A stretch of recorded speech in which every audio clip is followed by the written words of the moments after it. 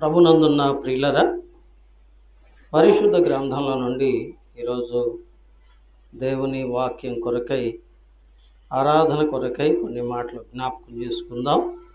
కీర్తనల పుస్తకం 103వ కీర్తన మొదటి నుంచి చదువుకుందాం. కీర్తనల పుస్తకం 103వ కీర్తన మొదటి నుంచి చదువుకుందామండి. 3 వచనాలు చదువుకుందాం. 3 వచనాలు 103వ కీర్తన మొదటి 3 వచనాలు చదువుకుందాం. అందరం కలిసి చదువుకుందాం. నా ప్రాణమా యెహోవాను సన్నుతించుము, నా అంతరంగముననున్న సమస్తమా ఆయన పరిశుద్ధ నామమును సన్నుతించుము. నా ప్రాణమా యెహోవాను సన్నుతించుము, ఆయన చేసిన ఉపకారములలో దేనిని మరువకుము. ఆయన నీ దోషములన్నిటినీ క్షమించువాడు, నీ సంకటములన్నిటినీ కుదుర్చువాడు. మరొక వాక్య భాగం చదువుకుందాం. కొత్త నిబంధనలో నుండి యోహాను సువార్త అండి 2వ అధ్యాయము. యోహాను సువార్త అండి 2వ అధ్యాయము చదువుకుందాం. ఎవరైనా ఒకళ్ళు మొదటి నుంచి చదవండి.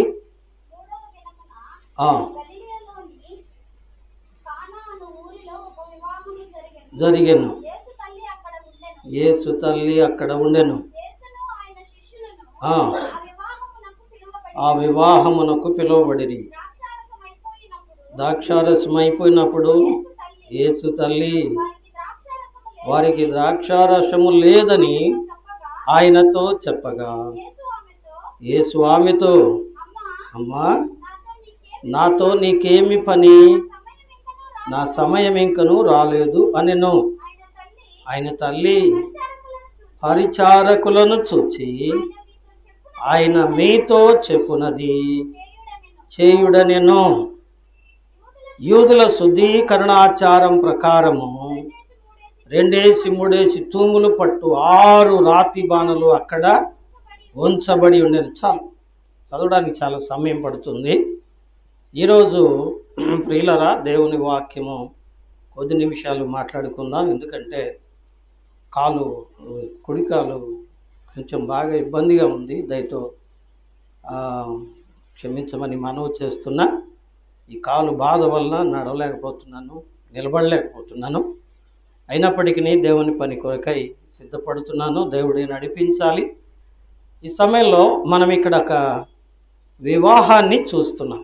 ఈ పూట నా ధ్యాన భాగం ఏంటంటే, రండి యోహాను సువార్త 2వ అధ్యాయంలో ఒక చక్కని మాట మనం చదువుతాం. చూడండి, 9వ వచనం. ఆ ద్రాక్షారసము ఎక్కడ నుండి వచ్చెనో ఆ నీళ్లు ముంచి తీసుకుపోయిన పరిచారకులకే తెలిసినది గాని విందు ప్రధానికి తెలియకపోయిన గనుక ద్రాక్షారసమైన ఆ నీళ్లు రుచి చూచినప్పుడు ఆ విందు ప్రధాని పెళ్లి కుమారుని పిలిచి ఇచ్చారు. ఇక్కడ ఒక మాట నన్ను హత్తుకుంది. ద్రాక్షారసమైన ఆ నీళ్లు. ఈ పూట నా ధ్యాన భాగం ఇదే, ద్రాక్షారసమైన నీళ్లు. ఇక్కడ మనం ఒక వివాహాన్ని చూస్తున్నాం. కానాను ఊరిలో ఒక వివాహం. ఈ సందర్భాన్ని మనం చాలాసార్లు వినే ఉంటాం. ఈ యొక్క ప్రాంతము మొట్టమొదట గలిలయలోని కానాను ఊరు అన్నారు. గలిలయలోని కానా అను ఊరు. గలిలయ అంటే ప్రియులారా, గలిలయ అంటే అర్థమేంటి? చూడండి, దేవుని వాక్యంలో గమనించండి. లూకాసు వార్త అనుకుంటాను కదా, 4వ అధ్యాయము. లూకాసు వార్త 4వ అధ్యాయము చూడండి 13వ వచనం చదవండి. లూకా సువార్త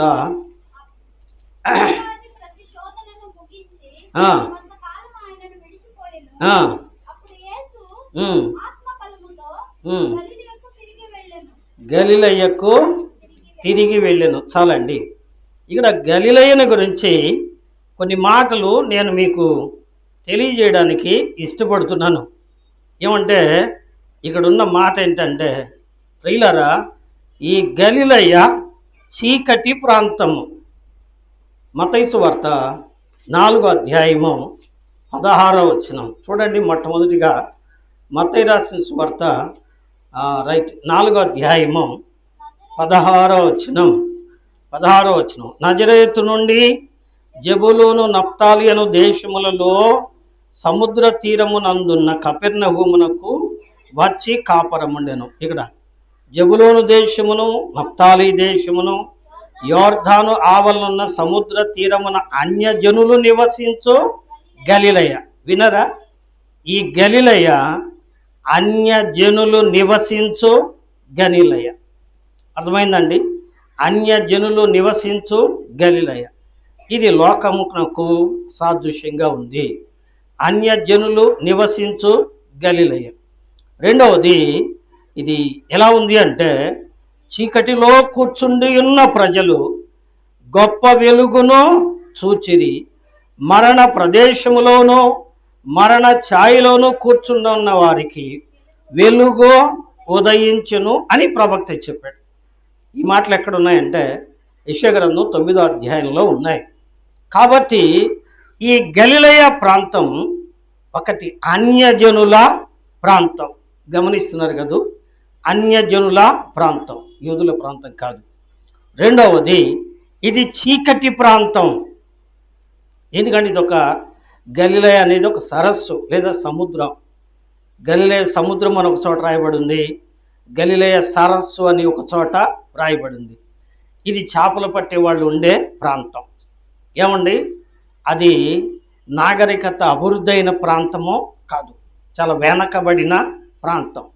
రెండవది, వాళ్ళు ఎక్కడున్నారు అంటే చీకటిలో కూర్చున్నారు. అర్థమైందండి? చీకటిలో కూర్చున్నారు. రెండవది, మరణ ప్రదేశములో మరణ ఛాయలో కూర్చున్నారు అని చదువుతున్నాం. మరణ ప్రదేశము అంటే, మరణ ఛాయ అంటే, గమనించండి, సముద్ర తీరమున ప్రియులారా ఉన్న ప్రజలు చాలా బలహీనతలకు లోనైన వారై ఉంటారు. ఎందుకు తెలుసా అండి? సముద్ర తీరాన ఓడలు వచ్చేటప్పుడు ఓడల్లో రకరకాల వస్తువులు వస్తాయి, అందులో మాదక ద్రవ్యాలు కూడా ఉంటాయి. రెండవది, ఈ యొక్క చేపలు పట్టేవారు ఈ పని చేయడానికి ఏం చేస్తారు తెలుసా అండి? మద్యం సేవిస్తారు. ఇలాగూ ఈ యొక్క సముద్ర తీరాన ఉండే ప్రాంతంలో ఉండే ప్రజలు ఎలా ఉన్నారు అంటే చీకటిలో ఉన్నారు. అంటే చెడు అలవాట్లలో, చెడు కార్యాలలో, పాపములో ఉన్నారు. దీని అర్థం అది. రెండవది, వారు మరణ ఛాయలో ఉన్నారు. దాని అర్థం పాపము వలన వచ్చు జీతము మరణము కదండి, మరణము.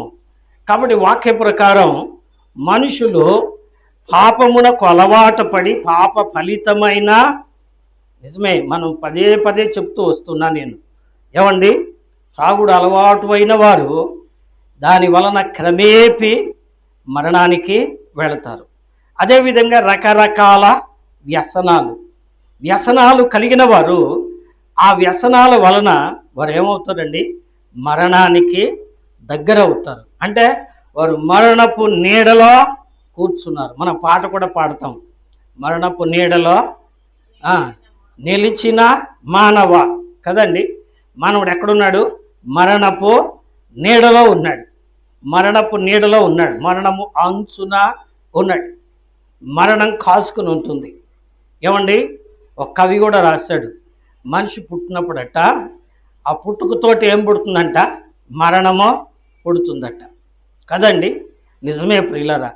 కాబట్టి మరణం మనిషితోనే ఎందుకు పుడుతుంది అంటే, ఏమండి, వేదంలో చెప్తారు, హైందవ వేదంలో జన్మతా జాయతే శూద్రః అంటే మానవుడు జన్మముతో పాపిగా పుడుతున్నాడు. కాబట్టి పాపం ఏమవుతుందండి? పాప ఫలితము మరణము కదండి. పాపం వల్ల వచ్చు జీతము మరణము. కానీ గలిలయ ప్రాంతంలో ఉన్నవారు ఎటువంటి వారు? చీకటిలో ఉన్నారు, మరణ ఛాయలో ఉన్నారు, మరణ ప్రదేశములో ఉన్నారు. గమనించరా? ఇదొక తలంపు. రెండవది, గలిలయ ప్రాంతములోని ఏంటిట? ఆ ఊరు పేరు ఏం పేరండి? కానాను ఊరు. కానా అనగా ప్రియులరా, వాక్యంలో మనం నిఘంటువులో చూస్తే ఆ ఊరు పేరు కానా అని రాసుంటే దాని అర్థం కోసం నేను నిఘంటువును వెతికా. కానా అంటే జమ్ముపాలెము అని ఉంది. జమ్ముపాలెము. దాన్ని కొంచెం లోపుగా నేను చదివితే జమ్ము దొరికే చోటు అని రాస్తుంది. జమ్ము దొరికేది ఎక్కడ? నీళ్ళలో, నీళ్ళలో, బురదలో ఏమండి జమ్ము దొరుకుద్ది. నిజమేనండి? నిజమే. జమ్ము అంటే ఏందో ఖచ్చితంగా చెప్పండి. ఏమండి? నాకంటే మీకే ఎక్కువ తెలుసు. జమ్మును బాగా మీరు చూసుంటారు కదా. జమ్ము అంటే అసలు ఏంటి? జమ్ము అంటే అదొక రకమైన గడ్డే. అవునా అండి? అవును. జమ్ము అంటే అదొక రకమైన గడ్డే. నిజమే. నీళ్ళలో పెరిగేది జమ్ము. అన్ని నీళ్ళల్లో పెరగదు అది. బురద నీళ్ళలో పెరుగుతుంది. ఏమండి? పాచి ఎక్కువగా ఉండే నీళ్ళలో పెరుగుతుంది. ఇక్కడ జమ్ము అంటే గడ్డి. పోయినసారి మనం చెప్పుకున్నాం. ఏమండి? వాక్య ప్రకారం ఏమండి? నరులు ఎలా ఉన్నారు? గడ్డి వలె ఉన్నారు. నరులు ఎలా ఉన్నారట? గడ్డి వలె ఉన్నారు. వారు ఏం చేస్తున్నారు? గడ్డి పువ్వు వలె పెరిగి ఎండకు వాడిపోతున్నారు, ఎండిపోతున్నారు, రాలిపోతున్నారు అని చదివాం. యాకోబు రాసిన పత్రికలను, పేతురు రాసిన పత్రికలను చదివించడం సైమం వృధా. కాబట్టి గడ్డి ఏమండి? జమ్ము అదొక గడ్డి. జమ్ము దొరికే ప్రాంతం. ఏమండి? జమ్ముండే ప్రాంతంలోకి వెళ్ళి జమ్ము కొయ్యాలంటే అందరూ కొయ్యగలరా? కొయ్యలేరు. ఎందుకునో? ఎందుకని చెప్పండి? జమ్ము ఉండేది స్థలం ఎట్లుంటుంది? లోతుగా ఉంటుంది. తెలియని వాళ్ళు వెళ్తే మునిగిపోతారు. ఇంకో మాట, జమ్ముండే స్థలంలో నీళ్ళల్లో రకరకాల జంతువులు ఉంటాయి. అవి వాళ్ళని ఇబ్బంది పరుస్తాయి. అందుకని ఆ జమ్ము కోయడం తెలిసినోడే వెళ్తాడు అక్కడికి కదండి. నిజమే. ఈ ప్రాంతంలో ఏమండి? బురద నీరు ఉంటుంది, ఈ ప్రాంతంలో గడ్డి ఉంటుంది, ఈ ప్రాంతంలో ప్రమాదం కూడా ఉంటుంది. కాబట్టి ఈ లోకము జమ్ము పెరిగినప్పుడు పచ్చగా పైకి ఉంటుంది, కానీ లోపల ఉంటుంది ప్రమాదం కదండి. నిజమే. ఈ లోకం పైకి చూడటానికి ఎలా ఉంటుందండి? పచ్చగా ఉంటుంది. అందుకే పాపం లోతు మోసపోయాడు. లోతు కనులెత్తి చూసినప్పుడంట ఏమండి? సొదొమ గొమొర్రా ఎట్ట కనబడింది? పచ్చగా ఏదేను తోటలాగా కనబడిందట. మోసపోయాడు పాపం. చివరి అక్కడ కుటుంబాన్నే కోల్పోయాడు. నిజమే ప్రియులారా. కానా అనగా జమ్ముపాలెము అంటే జమ్ము దొరికే చోటు, అంటే గడ్డి ఎక్కువగా ఉన్న చోటు. ఈ లోకంలో మనుషులు ఎలా ఉన్నారు? చీకట్లో ఉన్నారు, మరణములో ఉన్నారు, గడ్డి వలె ఉన్నారు, గడ్డి పువ్వులాగా రాలిపోయే స్థితిలో ఉన్నారు. అట్లాంటి స్థలంలో ఏం జరిగిందంట? ఒక వివాహము జరిగింది. ఏంటి? ఎబ్రీ పత్రికలో మనం ప్రతి పెళ్లిలో కార్డులో చూస్తాం. కార్డులో ఏం చేస్తారు? ప్రారంభంలో వివాహము అన్ని విషయములలో ఘనమైనది అని వేస్తారు. ఎందుకో మరి వాట్? ఏమండి? వివాహము అన్ని విషయములలో ఘనమైనది. ఎందుకని? ఎందుకు అంటే పరిశుద్ధ గ్రంథం బైబిల్లో వివాహంతో ప్రారంభమవుతుంది, వివాహంతో ముగుస్తుంది. రెండో మాట, వివాహము అనేది దేవుని బిడ్డలారా, వివాహము అనేది దేవుని సంకల్పం. దీని గురించి వివరాలు మనకు చాలామంది చెప్పుకుంటారు, పెళ్ళిళ్ళు వినే ఉంటాం. దేవుడైన యెహోవా ఆదికాండం 2వ అధ్యాయంలో అనుకున్నాడు, నరుడు ఒంటరిగా ఉండుట మంచిది కాదని ఎంచి అతని కొరకు సాటి అయిన సహాయమును నిర్మించాలని పెంచి అతని ప్రక్కలో నుంచి ఒక ఎముకను తీసి దాన్ని నారిగా తయారు చేసి వాళ్ళిద్దరిని జతపరిచాడు. కానీ ఆరంభ వివాహం ఎవరు చేశారండి? దేవుడు చేశాడు. కాబట్టి అది దైవ కార్యము, దైవ సంకల్పం గనక అది పరిశుద్ధమైనది, ఘనమైనది. ఏమండి, బైబిలు పెళ్లితోనే ముగుస్తుంది, వివాహము. ఏమండి, ప్రకటన గ్రంథం 19వ అధ్యాయము తీయక్కర్లేదండి, మీరు గుర్తుపెట్టుకోండి. 19వ అధ్యాయంలో మనకు 6వ వచనంలో ఒక మాట కనబడుతుంది. ఏమండి, గొర్రె పిల్ల పెండ్లి విందుకు పిలువబడిన వారు ధన్యులు. ఇదిగో ఆయన భార్య తను తాను సిద్ధపరుచుకున్నది, ఆమెకు ప్రకాశమానములను నిర్మలమునైన సన్నపనార బట్టలు ఆమెకు ఇవ్వబడిను అని చదువుతున్నాం. కాబట్టి పెళ్లిలో ఏమండి, పెళ్లిలో జతపరచబడేవారు ఎవరంట? గొర్రెపిల్ల భార్య. గొర్రెపిల్ల ఎవరు? ఏమండి, గొర్రెపిల్ల ఎవరు? యోహాను అన్నాడు, యోహాను సువార్త 1:29 వచనంలో, లోక పాపములు మోసుకొని పోవు దేవుని గొర్రెపిల్ల అన్నాడు. గొర్రెపిల్ల ఎవరండి? యేసుక్రీస్తు. గొర్రెపిల్ల భార్య ఎవరంటే ఎవరి కోసమైతే ఏమండి, ఎవరి కోసమైతే ఏమండి, ఎఫెసీ పత్రిక 5వ అధ్యాయం 2వ వచనంలోను, ఎఫెసీ పత్రిక 5వ అధ్యాయం 27వ వచనంలోను ఎవరు పరిమళ వాసనగా ఉండాలని, ఎవరు పరిశుద్ధ సంఘముగా, పరిశుద్ధురాలుగా, పెళ్లి కుమార్తెగా ఉండాలని కోరుకున్నాడో వాళ్ళ కొరకు తను తాను బలి చేసుకున్నాడు. వాళ్ళు ఎవరు అంటే ఆయన స్వరక్తం ఇచ్చి సంపాదించిన సంఘం. కాబట్టి వివాహము పరిశుద్ధ దేవుని యొక్క సంకల్పం గనక అది ఎటువంటిదట? ఘనమైనది. ఈ లోకంలో వివాహాలు ఘనమైనది, పరిశుద్ధ వివాహాలని పేర్లు పెడుతున్నారు, కానీ చివరికి అందులో ఉండంది అది. అందులో ఏముంటలేదు చెప్పండి?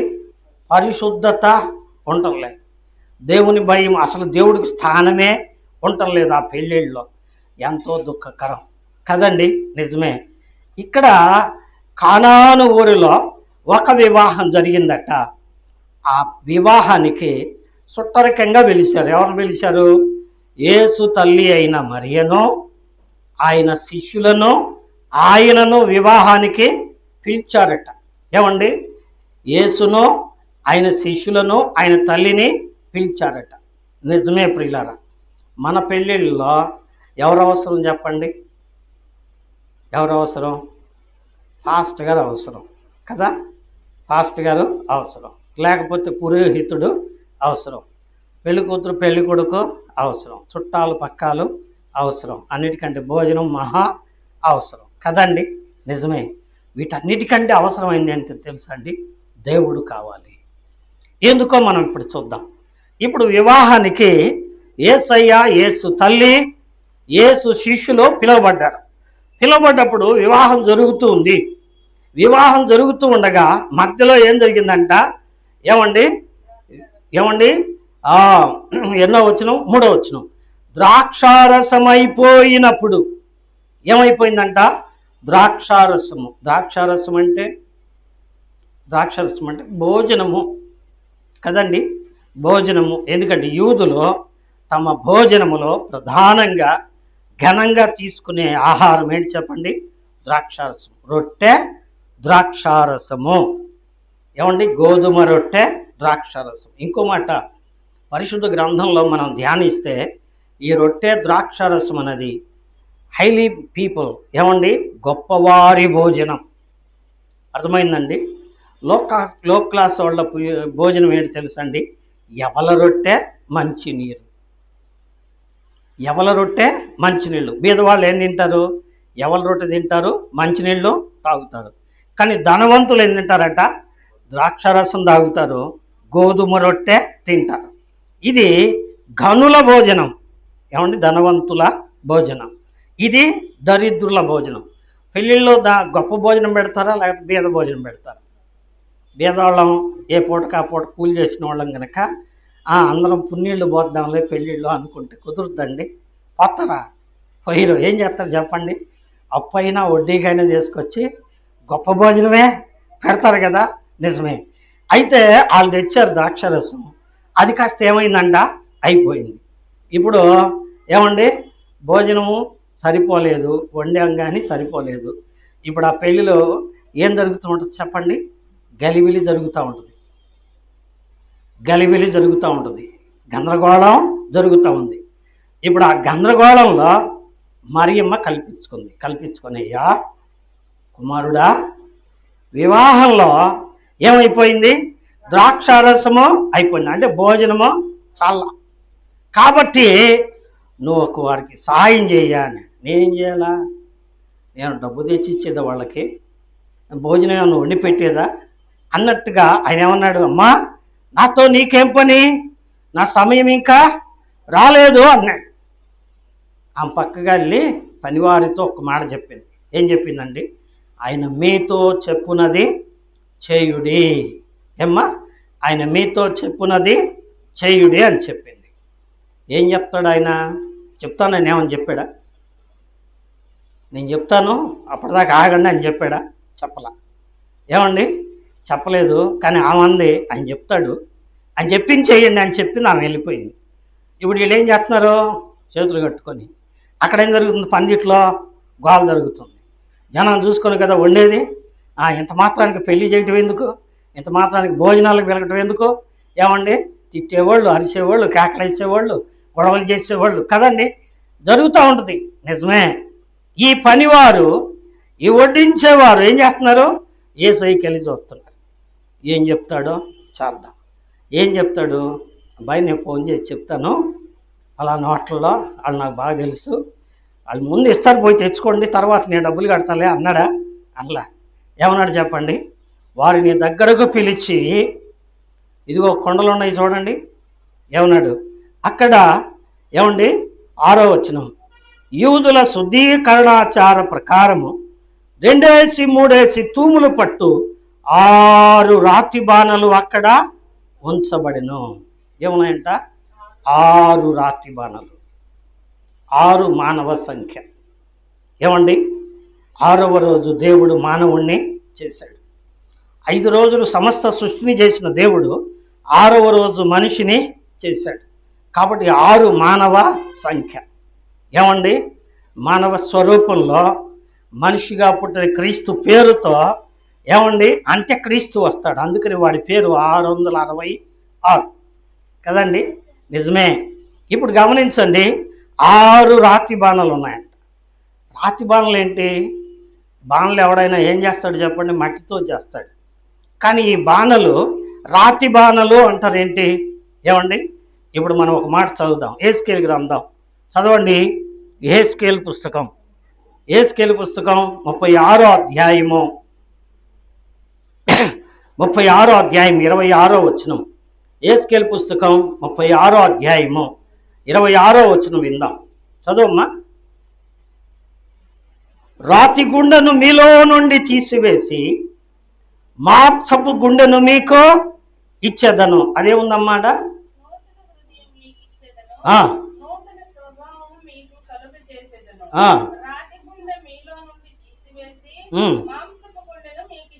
ఉందా అమ్మా అక్కడ? రాతి గుండెను తీసివేసి అంటే ఏం గుండె? రాతి గుండె. రాతి మనుషులు.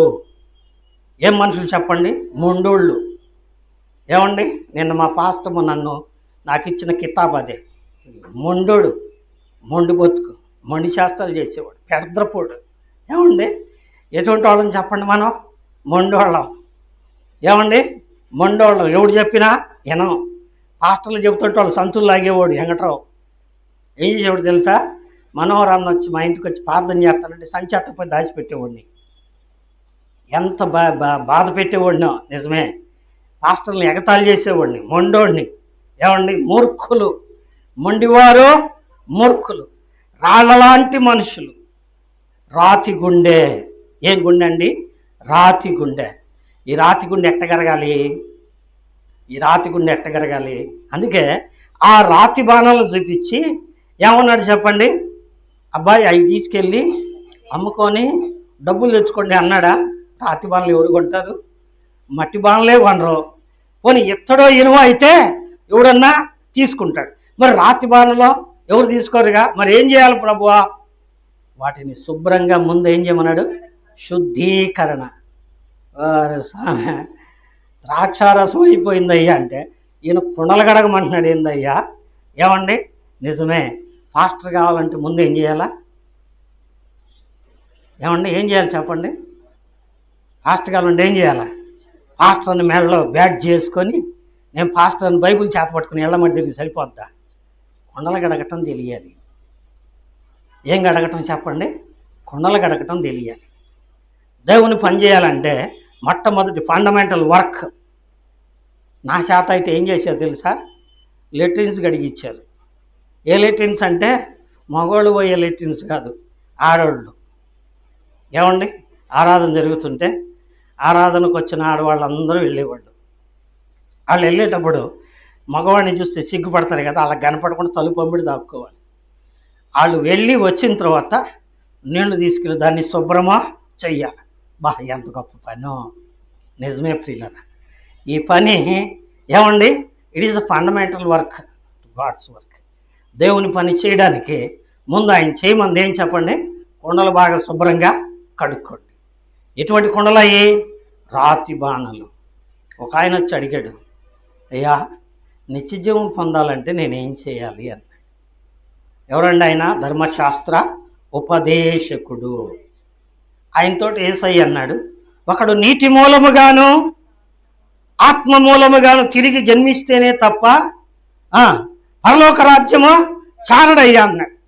భలేవాడివే, నేను ముసలివాడిని, 65 ఏళ్ళు 70 ఏళ్ళు, ఇప్పుడు నేనేళ్ళు మళ్ళీ తల్లి కడుపులు పుట్టొచ్చేదంటయ్యా అన్నాడు ఆయన. ఎవరైనా? నికోదేము. యేసయ్య అన్నాడు, అలా కాదు, ఒకడు నీటి మూలముగాను అంటే ఏం చేయాలి? ఇప్పుడు ఆ రాతి బాణను ఏం చేయాలి? నీళ్లతో కడగాలి. నీళ్లు దేనికి సాదృశ్యం చెప్పండి? వాక్యానికి సాదృశ్యం. ఈ రాతి బాణలో, రాతి బాణ ఎట్టుంది? రాతి బాణే కానీ దాని నిండా ఏముంది చెప్పండి? మురికి, మట్టి, ఏమండి, మస్తు ఉంది. అవును, మురిగిపోయిన గుండెలు. ఏమండి, మురిగిపోయిన గుండెలు, మురిగిపోయిన వాసన, వారి గొంతుక తెరచిన సమాధి, వారి నోటి నుండి ఏమండి దూషించుటయో శపించుటయో నోరు తెరిస్తే కాదు పర్లాంగ దూరం బారిపోవాలి. మనిషి చూడటానికి బాగానే ఉంటుంది, ఇస్త్రీ చీర కట్టుకొని, ఏమండి బ్యాగ్ సంఖం తగిలించుకొని, అబ్బాయి ఎట్లుంటుంది చెప్పండి? చూడటానికి ఎంతో. నోరు తెరిచామనుకో ఇక మనం ఆ మధ్యలో మనమే కాదు, ఎవరు ఉండలేరు. మనల్ని చూసి కూడా కొంతమంది అట్నే అనుకొని ఉంటారు ఒకప్పుడు కదండి. ఇప్పటికీ కొంతమంది గురించి అనుకుంటున్నారు. ఏమనుకుంటున్నారు? ఏమో బైబిల్ తీసుకుంది, ప్రార్థనకి పోతుంది, ఈ నోరేంద్రా తండ్రి అనేవాళ్ళు లేరా అండి? ఎస్ ఉన్నారు. జాగ్రత్త, మార్చుకుందాం కదండి. ఏమండి, ఈ రాతి బాణాల నిండా ఏముందండి? మురికి ఉంది. ఈ మురికిని ఏం చేయాలా? వాక్యం ద్వారా కడుక్కోవాలి. ఏం చేయాలి చెప్పండి? వాక్యం ద్వారా కడుక్కోవాలి. నిజమే ప్రియులారా, మనం మన జీవితాన్ని దేవుని వాక్యం ద్వారా కడుక్కోవాలి. మారు మనసు పొందాలి, పరిశుద్ధ జీవితం కావాలి. నిజమే, మనం కూడా ఈ రాతి బాణంలాగా ఉన్నాం. మనం కూడా మన జీవితంలో కరువుతో ఉన్నాం. ఆ పేలులో ఏమైపోయిందండి? ద్రాక్షారసం అయిపోయింది. ద్రాక్షారసము సంతోషానికి, ద్రాక్షారసము మాధుర్యానికి, ద్రాక్షారసము ఆనందానికి సాదృశ్యం. పరిశుద్ధ గ్రంథంలో చాలామంది కుటుంబాలు పైకి చూడటానికి ఎట్లుంటాయి? బిల్డింగ్ మాత్రం బ్రహ్మాండంగా ఉంటుంది, మనుషులు టిక్ టాక్గా ఉంటారు. ఇంట్లో వాళ్ళ హృదయాల్లో ఏముండదు చెప్పండి? There is no happiness, fully sadness. ఏమండి, ఆయనతో ఏం బలకదు, ఈయంతో ఆయన బలకడు. ఏమండి, వాళ్ళు వీళ్ళకి పిల్లలకు సమాధానమే ఉండదు. ఏముండదు చెప్పండి? సంతోషం ఉండదు, సమాధానం ఉండదు. ఎందుకని? ద్రాక్షారసం అయిపోయింది. ఏమైపోయింది చెప్పండి? సంతోషం అయిపోయింది. సంతోషం లేని కుటుంబాలు మన కుటుంబాలు. చాలాసార్లు మన జీవితాలు ఇలాగే ఉంటాయి.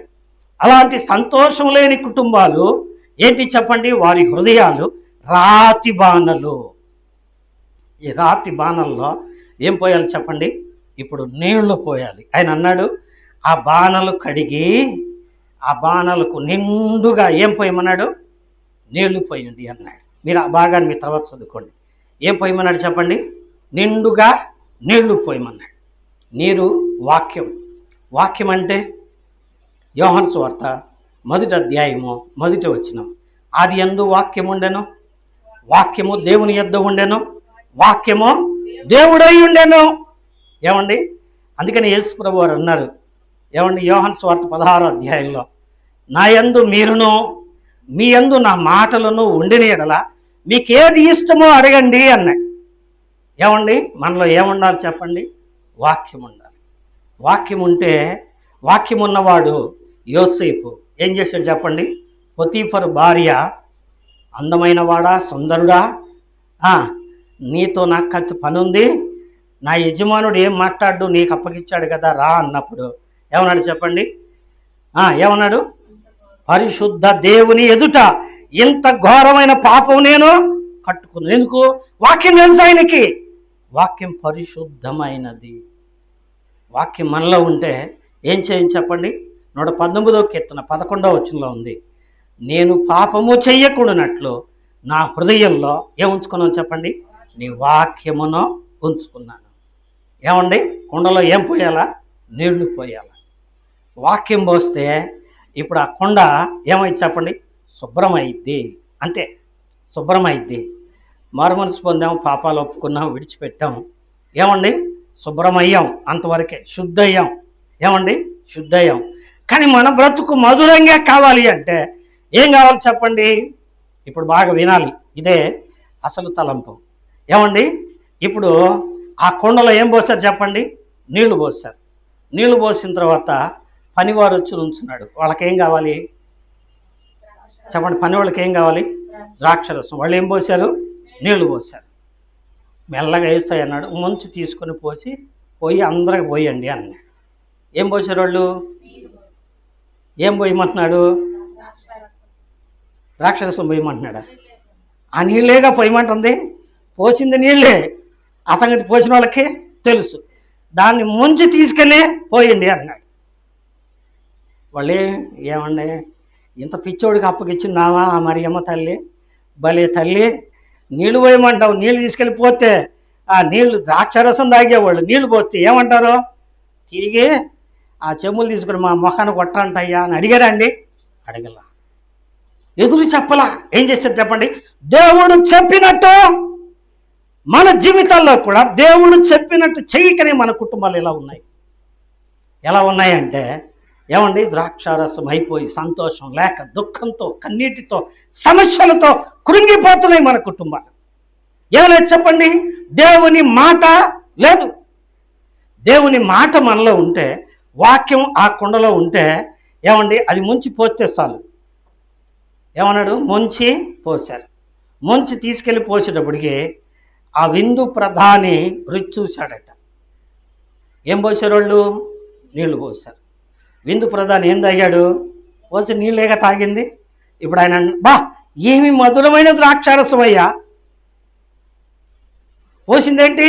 నీళ్లు. అవి తాగిందేంటి? ద్రాక్షారసం. ఎక్కడి నుంచి వచ్చింది? అదే అన్నాడు. ఆ ద్రాక్షారసము ఎక్కడి నుంచి వచ్చినో ఆ నీళ్లు ముంచి తీసుకుపోయిన పనివారికే తప్ప మరెవరికి తెలియదు. పనివాళ్ళకి మాత్రం ఏం తెలుసు చెప్పు? నీళ్ళు తీసుకెళ్ళి పోశారు, ఆయన ముంచి తీసుకెళ్ళి పోయమంటే పోశారు, అంతేగాని అంతకుమించి వాళ్ళకేమన్నా తెలుసా? ఏమండి, మాకు కూడా ఏం తెలియదండి, ఆయన నీళ్లు పోయమన్నాడు పోసాం, నీళ్ళే ముంచి పోయమన్నాడు పోసాం, ఈ ద్రాక్షరసం ఎక్కడి నుంచి వచ్చిందో మాకు కూడా తెలియదండి అన్న. ఎలా వచ్చింది? ఏమండి, ఎలా వచ్చింది? ఆది యందున్న వాక్యం, పరలోకంలో దేవుని యందు దగ్గర ఉన్న వాక్యమైన దేవుడు ఈ భూలోకానికి కన్య మరియ గర్భాన వచ్చాడు. ఆయన వాక్య స్వరూపిగా వచ్చాడు. అందుకే ఆ వాక్యము శరీరధారి అయి కృపా సత్య సంపూర్ణుడిగా మన మధ్య నివసించను. వినరా? ఇప్పుడు ఆ నీరు ద్రాక్షారసముగా ఎలా మారింది అంటే, ప్రియులారా, రెండో మాట యోహాను సువార్త 15వ అధ్యాయం 1వ వచనం ప్రభు అన్నారు, నేను నిజమైన ద్రాక్షావల్లిని. క్లుప్తంగానే చెప్తున్నా, నేను నిజమైన ద్రాక్షావల్లిని, నా తండ్రి వ్యవసాయకుడు, మీరు నాలో తీగలో. బాగా వింటున్నారా? ద్రాక్షవల్లి ఎవరు? యేసయ్య. అంటే ద్రాక్ష చెట్టు ఎవరండి? యేసయ్య. ద్రాక్ష గెలవరండి? యేసయ్య. యేసయ్య అనే ద్రాక్ష గెల ఏమండి? ద్రాక్ష చెట్టు కాడికి పోయి చుట్టా నువ్వు నిజంగా ద్రాక్ష చెట్టు అయితే ఒక గ్లాసు ద్రాక్ష రసం తాగాల అని అడిగారు అనుకోండి, ఇచ్చిద్దా? ఏమండి, ఎప్పుడన్నా అడిగి చూసావా పాస్టర్ గారు అని మీరు అనొద్దు. ఏమండి, ఇచ్చిద్దా? ఏదో. ఎందుకంటే అలా ద్రాక్షారసము రాదు. రావాలంటే ఏం చేయాలా? గెల తుంచాలి. గెల ఏం చేయాలి చెప్పండి? తుంచాలి. అందుకే యేసయ్య అన్నాడు, ఏమన్నాడు? తండ్రి, నీ వేళ నా చేతిని విడచితివి. ఏమండి, సిలువలో యేసు పలికిన మాటలు ఇదొక మాట, నా దేవా నా దేవా నన్నెందుకో చేయి విడిచితివి, ఏలి ఏలి లామా సబక్తాని. ఆ గెల చెట్టు నుంచి ఏమైంది చెప్పండి? ఊడదీస్తారు, గెల తీస్తారు. తీసి ఏం చేస్తారు చెప్పండి? గానుగలో వేస్తారు. గానుగ అంటే ద్రాక్ష గానుగ అంటారు. ఈ గానుగ పేరేం పేరండి? సిలువ. ఈ ద్రాక్ష గానుగ సిలువ. ఆ సిలువ మీద ఆ ద్రాక్ష గెలను తీసుకెళ్ళి ఏం చేస్తున్నారు చెప్పండి? శీలలతో గుచ్చుతున్నారు, కొరడాలతో కొడుతున్నారు, ఏమండి బల్లెముతో పొడుస్తున్నారు. ఇప్పుడు ఆ ద్రాక్ష గెలకు ఏం పడుతున్నాయి చెప్పండి?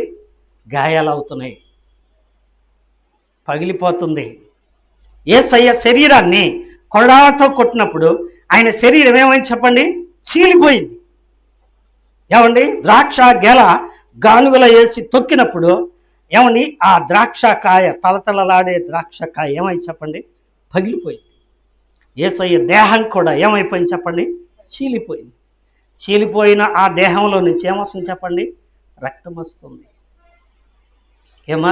రక్తం వస్తుంది. నిజమే ప్రియులారా. అలాగే ఆ ద్రాక్ష గెలలో నుంచి ఏమొస్తుంది చెప్పండి? ద్రాక్షారసము వస్తుంది.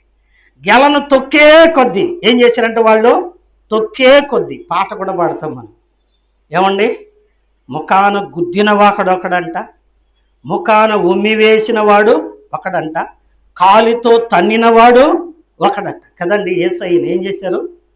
ఏమండి, కొరడాలతో కొట్టారు, ముఖాన ఉమ్మి వేశారు, చేతులతో కొట్టారు, ముష్టి ఘాతాలతో మోదారు, కాళ్లతో తన్నారు, ఇనుప చీలలతో సిలువకేసి బిగా కొట్టారు.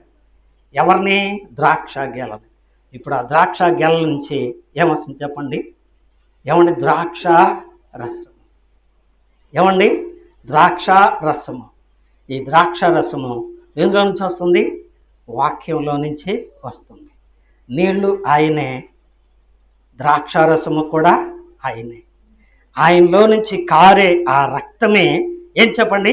ద్రాక్షారసం. యేసు ప్రభువును ఆ కుండలో పోస్తే, కుండ అంటే ఏం చెప్పండి? మన హృదయం. ఏమండి, మన హృదయం ఏంటంట? రాతి బాణ. రాతి బాణలో నీళ్లు పోస్తే ఆ నీళ్లు ముంచుకు తీసుకుంటే ఏమైంది చెప్పండి? ద్రాక్షారసమైంది. ఎందుకంటే యేసు ప్రభు అని నీ నోటితో ఒప్పుకొని దేవుడు ఆయన్ని మృతుల్లో లేపినని నీ హృదయం అందు విశ్వసించిన ఎడల. ఎందుకంటే యేసయ్య, నువ్వు నా కొరకు చనిపోయావు, నువ్వు నా కోసం కొరడా దెబ్బలు తిన్నావు, నీ కొరకు రక్తం, నా కొరకు రక్తమో చిందించావు, నీవు నన్ను ప్రేమించి నా కొరకు మరణము పొందావు, నీవు మరణించావు గనకనే నీ రక్తము నా పాపములు కడిగింది ప్రభువా. నిజమే. రోమపత్రిక 5వ అధ్యాయము 8వ వచనంలో ఇలా చదువుతాం, ఏమని? కాబట్టి ఆయన రక్తము వలన ఇప్పుడు మనము నీతిమంతులుగా తీర్చబడి మరింత నిశ్చయముగా ఉగ్రత నుండి తప్పించబడ్డాం. ఇప్పుడు జనం అంతా ఏమవుతున్నారు? అబ్బాయి, ఈ ద్రాక్షరసం యారుంది, ఏ కుండలో ఉంది చూపించరా. కుండల చుట్టూ చేరారు. ఏమండి, చాలామంది ఎక్కడ ఉంటారు చెప్పండి? పెళ్లికి వచ్చిన వాళ్ళలో ఎక్కువ భాగం ఏం చేస్తారో, పెళ్లి మండపం కాడ ఉండరు, కుండల కాడ ఉంటారు. ఏమండి, 99% ఎవరు చెప్పండి? భోజన ప్రియులు. అన్నం ఏడబెడుతుందో చెప్పండి రా, భోజనాలు ఏడబెడుతున్నాడు చూడండి రా అంటారు. ఇప్పుడు ఆ ద్రాక్షారసమైన ఆ కుండం దగ్గరికి జనం అంతా వచ్చి నాకు పోయేయ్యా, నాకు పోయేయ్యా, నాకు పోయేయ్యా. నిజమే.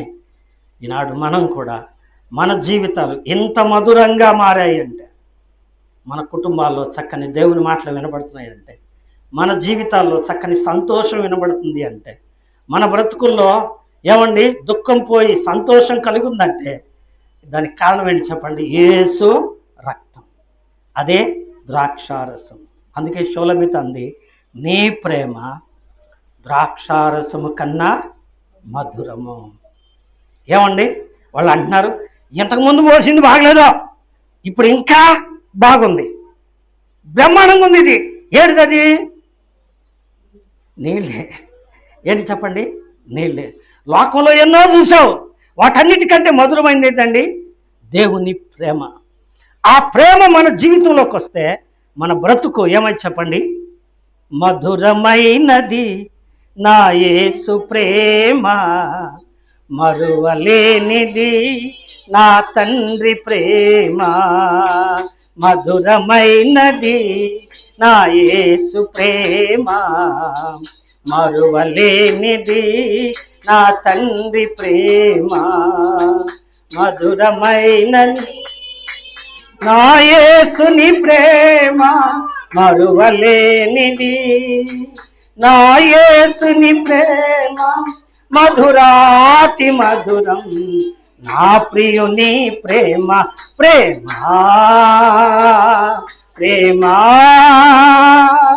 ప్రేమ నా యేసు ప్రేమ.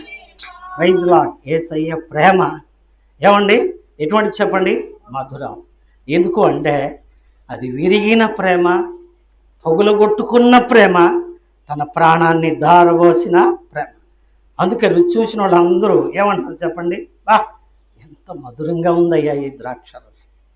నిజమే, మన జీవితాల్లో కూడా మనల్ని ఎంతమంది చీ అనొచ్చు, చే అనొచ్చు, చేదరించుకోవచ్చు.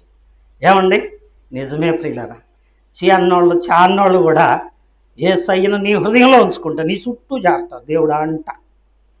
ఎందుకు చెప్పండి? దానికి కారణం యేసయ్య మధురమైన ద్రాక్షరసం. యేసయ్యను నీ హృదయంలో ఉంచుకొని, యేసయ్యను నీ పాపాలు ఒప్పుకొని విడిచిపెట్టి, యేసు ప్రభు రక్తములో నీవు నీ హృదయాన్ని నింపుకుంటే నీ బ్రతుకేమో చెప్పండి? మధురం. ఇప్పటిదాకా కొట్లాడుకున్నారు, అరుచుకున్నారు ఆ పెళ్లిలో, ఇప్పుడు ఎట్టున్నారు చెప్పండి? అబ్బా బ్రహ్మాండంగా ఉందబ్బా, ఈ పెళ్లి కొడుకు ఎంత మంచోడు, బాగు డబ్బున్నోడు అట్టుకుంది, ఎంత మంచి ద్రాక్షరసం తెచ్చాడు. పెళ్లి కొడుకు ఏమొచ్చింది చెప్పండి? ప్యూర్ వచ్చింది. నిజమే. ఎందువల్ల వచ్చింది? యేసు ఆ వివాహంలో ఉండటం వల్ల. నిజమే, మన జీవితంలో యేసు ఉంటే, మన కుటుంబంలో యేసు ఉంటే, మన బ్రతుకులో యేసు ఉంటే మనం కూడా ఎలా ఉంటాం చెప్పండి? మధురంగా ఉంటాం. లేకపోతే అంత కరువే, అంత కష్టమే, అంత బాధే, అంత దుఃఖమే కదండి. కాబట్టి కానాను ఊరిలో జరిగిన మొదటి అద్భుతం ఏంటి చెప్పండి? నీళ్లు ఏమైనాయంట? ద్రాక్షారసమైనవి. నా వాక్యం నేను నిర్ణయించుకున్న మాట ఏమంటండి? ద్రాక్షారసమైన ఆ నీళ్లు. ఏమండి పనివారు పోసిన నీళ్ళే ఏమైపోయినాయి? ద్రాక్షారసం అయిపోయి. నీళ్లు ద్రాక్షారసం అవటం అద్భుతం కాదా? నిజమే. మన బ్రతుకులు నీళ్ల వంటివి. 22వ కీర్తనలో ఉంది, నేను నీళ్ల వలె పారబోయబడివి అంటాడు దావీదు కీర్తనాకారుడు. ఏమండి ఆదికాండం 49వ అధ్యాయంలో ఉంది, నీళ్లు చంచలమైనవి కదండి. అలాగైతే ఈ నీరు రాళ్లను అరగదీస్తుంది. యోబు గ్రంథం 14వ అధ్యాయంలో ఉంది, మీ తర్వాత చదువుకోండి. ఏమండి 14వ అధ్యాయంలో 19వ వచనంలో నీళ్లు ఏం చేస్తాయంటే రాళ్లను అరగదీస్తాయి. మన బ్రతుకులను అరగదీసేది వాక్యం, మనల్ని బాగు చేసేది వాక్యం, మనల్ని సంతోషపెట్టేది వాక్యం. నిజమే, మన బ్రతుకు సంతోషంగా మార్చిన యేసయ్య ప్రేమ ఎంత మధురమైనదో. అందుకే నా ప్రాణమా యెహోవాను సన్నుతించుము, ఆయన చేసిన ఉపకారములను నువ్వు దేనిని మరువకుము అన్నాడు.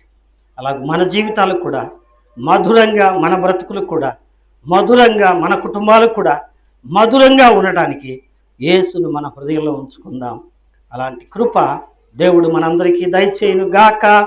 దేవుడు తన మాటలను మన కొరకై ఆశీర్వదించును గాక. ఆమేన్.